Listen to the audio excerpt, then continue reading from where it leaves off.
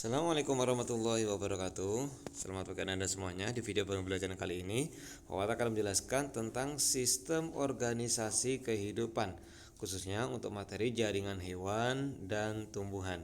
Ya, materi ini untuk Ananda yang IPA kelas 7 ya, untuk Anda semuanya, dan materi ini bisa Ananda cek lebih jauh di YouTube Pak Awad. Kita mulai langsung dengan jaringan-jaringan yang ada di tumbuhan. Jadi jaringan ada dua ya, ada di tumbuhan, ada di hewan.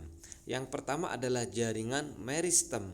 Ya, jaringan meristem merupakan jaringan yang sel-selnya aktif membelah diri. Biasanya jaringan ini ada di pucuk daun ataupun di pucuk pada tumbuhan yang selalu bertugas untuk tumbuh dan juga membuat pertumbuhan pada tanaman-tanaman itu bisa menjadi terus-menerus. Itu ya. Selanjutnya ada jaringan penyokong. Nah, jadi jaringan penyokong ini ada dua, ada kolenkim dan sklerenkim. Fungsi dari jaringan penyokong itu adalah jaringan penyokong sebagai penguat atau yang mempertahankan bentuk pada tumbuhan.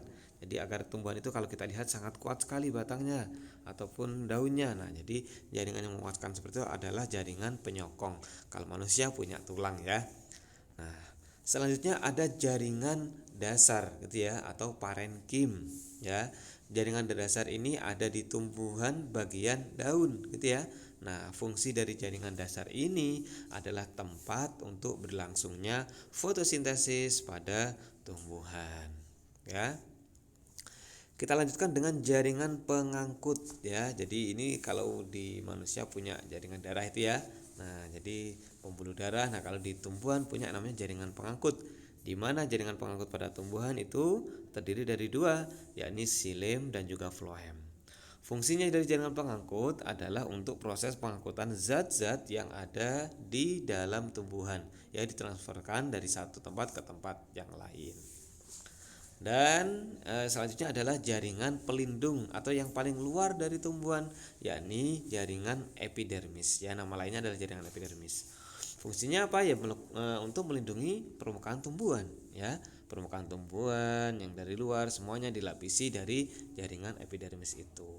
Nah, selesai dengan jaringan-jaringan pada tumbuhan itu tadi, kita lanjutkan dengan jaringan-jaringan yang ada pada hewan, ya, atau pada manusia.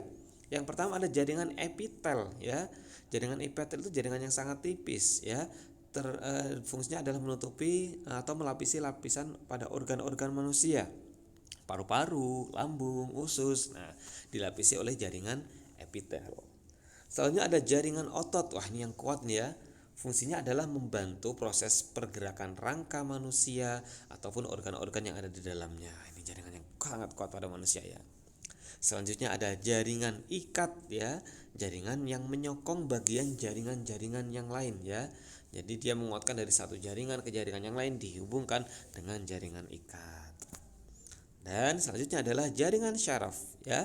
Jaringan syaraf berfungsi untuk menerima serta meneruskan ataupun mengatur aktivitas otot. Jadi yang dari satu reseptor ataupun efektor gitu ya, dari satu kalau kita bisa merasakan berbagai hal, rangsangan dan yang lain. Nah, itu diatur dari jaringan syaraf. Seperti itu ya. Itulah Anda semuanya tentang jaringan pada hewan dan juga pada tumbuhan. Terima kasih. Assalamualaikum warahmatullahi wabarakatuh.